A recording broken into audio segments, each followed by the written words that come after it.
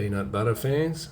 As promised, I'm going to do a bit of a story on this Bega closing its peanut factories in Kingaroy and Tolga. Haven't done a huge amount of digging, but it's close to home because I'm on the Atherton tablelands and I see farmers growing peanuts all the time, and seeing them drive past the factory all the time. So it's hits a raw nerve when you find out that a major industry in the area is going to be closed up. There'll be some job losses, and then so I'll go to this article first on Bega's. This is ABC News. I'm not sure if we've got a ABC Rural. Megan Hughes has written this article. Bega's 100% Australian peanut butter continues despite processing plant closure. So the good news is you'll still be able to get 100% peanut butter, Australian grown peanuts and processed. Bega Group says it will continue to produce 100% Australian grown peanut butter despite closing 2 processing plants in Queensland. The company announced on Wednesday it will wind up facilities in Kingaroy in the South Burnett and Tolga in far north Queensland over the next 18 months. Chief Executive Pete Findlay said the company would buy processed peanuts from another food manufacturer, and that food manufacturer will be Crompton's, so I read this morning. There's another processor in the Kingaroy region, so we'll look to transact with that processor. Yet they'll still be processed in Australia, but we won't be processing them. He said that when Bega Group purchased the Peanut Company of Australia in 2017, it was operating under sustained financial pressure. It was facing a fairly rocky future, and we thought we might be able to turn the business around. He said, but even after investing $15 million on plant improvements and lifting production from 8,000 tonnes to 25,000 tonnes, he said it never became profitable. Now that's no mean feat, guys. That's a lot of production you got going there. That's, doubled to 16. He tripled the production, which is fantastic. It meant that we've incurred tens of millions of dollars of losses over that time. Mr. Findlay said the existing processor in Kingaroy had the capacity to produce the amount of product Bega needed to keep its 100% Australian peanut butter on the shelves. That's good news, eh? That's pretty good news. Mark Young is the third generation in his family farm in Kingaroy. His great uncle and grandfather Ben and Harry Young were known as the fathers of the region's peanut industry. Mr. Young said it marked the end of an era. It's a 100-year-old iconic business, and I don't believe it ever needed to close. Well, sorry, Mark. You can grow the stuff, but if whatever's happening financially for a business, you can't do much about it.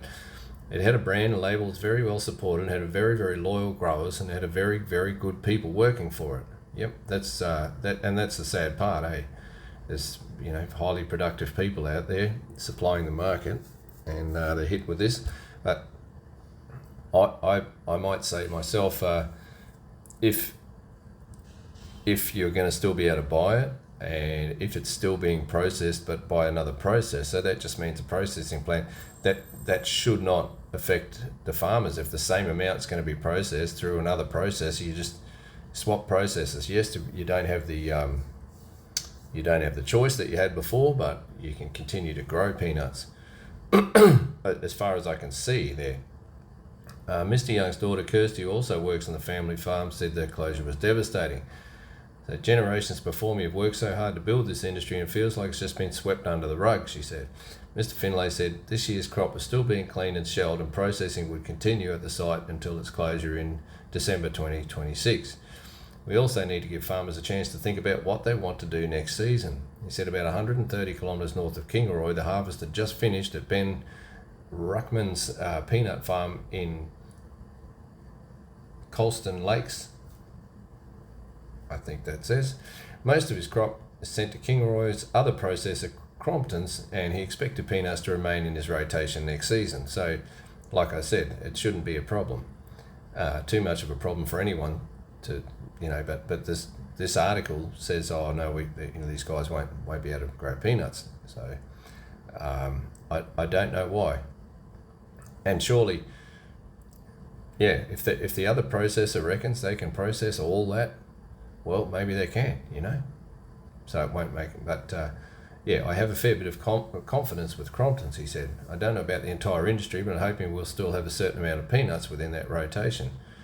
His wife Stephanie said her family had always considered the peanut industry to be relatively stable, but now it's clouded in uncertainty. Fair enough. Then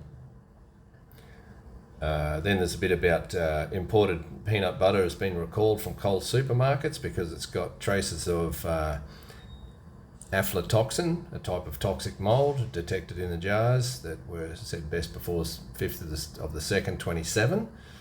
It's getting harder and harder to buy Australian peanut butter, Mr. Rackerman said. So it's Mr. Rackerman, sorry. They're definitely out there, so I'd urge everyone to go and buy Australian peanut butter. Well, yep, that's like the Buy Australia campaign. It's people vote with their dollars. They'll buy the cheaper stuff, especially if it's the same quality or good enough.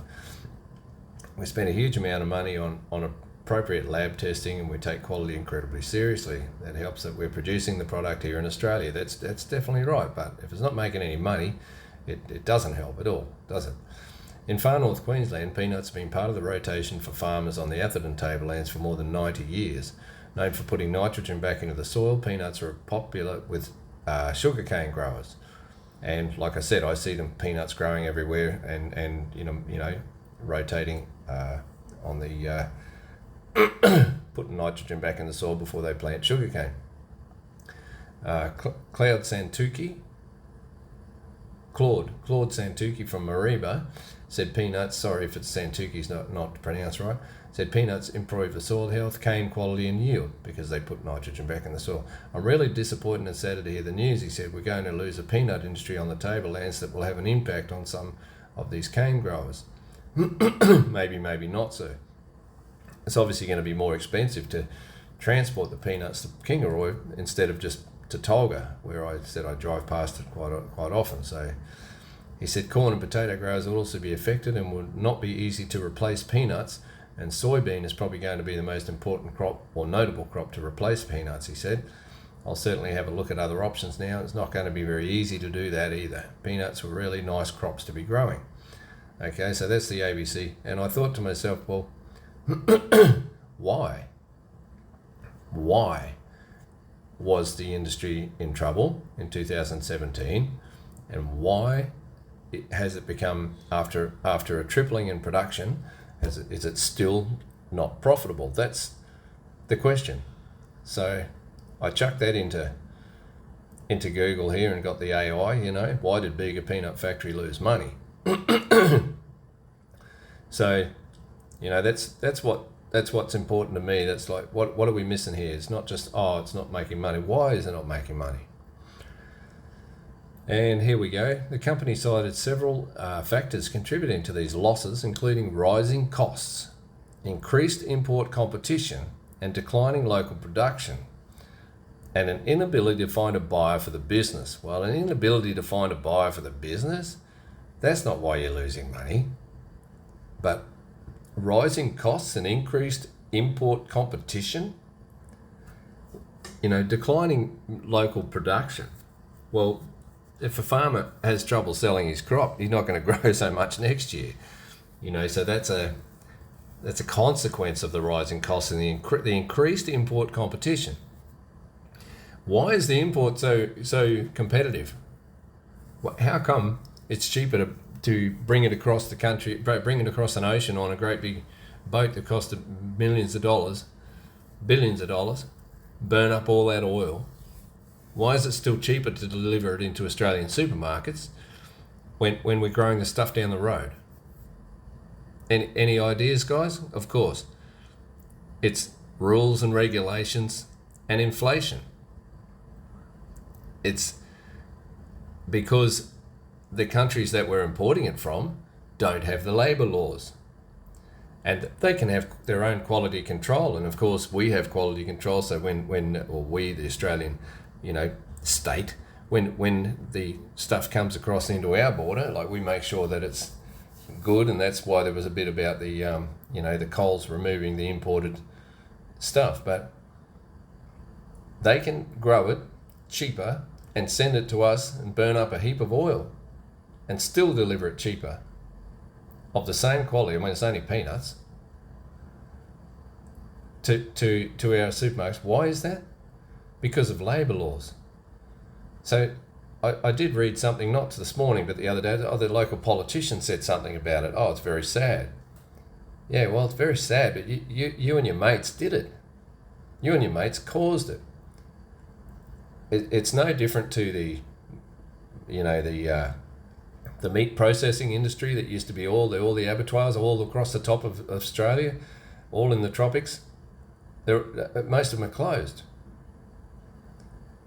So the union won and got everyone a big, huge pay rise, which put the price of everything up, made it not competitive with anything else. It just made it so it's not viable. You can't keep rising the prices until look at the price of beef in the supermarket now. In a country, it's like Venezuela. It's got more oil than the Middle East, and the government took over the oil production and it fell by 90%. Well, when you get shortages, you get rising prices. When you get free giveaways during a government shutdown to say there's a flu out there and we need to give everyone fake currency, you cause inflation. When you announce more government spending, you announce more inflation. You say that we're all going to get poorer. When you get free giveaways, they're not free. It costs you. So it says here a more detailed breakdown. Bega's been experiencing losses of 10 to 15 million annually at the peanut company, according to Your Life Choices. Increased cost for imports like fuel and fertiliser have impacted both growers and processors, squeezing profit margins. Fuel and fertiliser. You put you make the economic conditions. You can't put the price of fuel up. You can't arbitrarily put the price of fuel up or fertiliser, but you can fuck the market up so that it will go up, so that it will cause shortages. A lack of production makes things more expensive. Not printed currency, digital currency flooded into the economy by way of government spending causes inflation, which is then causes an expansion of the currency supply, which causes prices to go up. And fuel, I'll just go off on a tangent here. I sold a property for a guy that worked in the superphosphate industry. Now, I don't know a lot about it, and I can't remember exactly what I researched, but basically you just get natural gas out of the ground and put it through a fairly simple procedure in Australia or anywhere, and it becomes superphosphate. Like nitrogen-based fertilizer comes from natural gas. Correct me if I'm wrong, guys. And we had these simple factories, these simple primary production factories all up and down the East Coast. And apparently the government, with a stroke of a pen, did something to destroy them all. So we're now importing the shit. Now, tell me if I'm wrong there, I'm not sure. But, that's what happens. We still need it. We still want to use it. It's just way more expensive. So if back in the 1800s, if you were running a factory and you just had to walk out there and tell the workers, like, either we're going to have a pay cut, we're not making any money, or we just lose job altogether. Which one do you want? No government interference. You just straight to the people, hello, we're not making any money, we're going to close it up. Can you take a pay cut for a while? So now you can't take a pay cut, so you get your hours cut back. You can't, because it's arbitrary. It's a doctrine from the wankers that write this down on a piece of paper and have a little vote and say you've got to pay someone $28 an hour, which is just a cost of running a business. The labour's no different to your import costs, your raw materials cost. So fuel and fertiliser have gone through the roof, and they can't just put the price of their peanut butter up because everyone will just buy the imported one anyway. And Australians love to buy Australian stuff. I love to buy Australian stuff. I know that it's produced by quality people, intelligent people, hardworking people that try and deliver the best product they can. But when you're standing there in the supermarket and one's $5 and one's $12.50, and they're pretty much the same shit, you're going to choose, if you've been a victim of inflation and you're struggling a little bit and you've got a mortgage and you've got fuel, your fuel prices have gone up as well, you're going to choose the $5 one. And, you know, that is the fact of we're in competition. The Australian businesses have their hands tied. They have shackles around them. They're in competition with people that don't have to put up with other businesses, don't have to put up with over-regulation and wage laws. So that's why.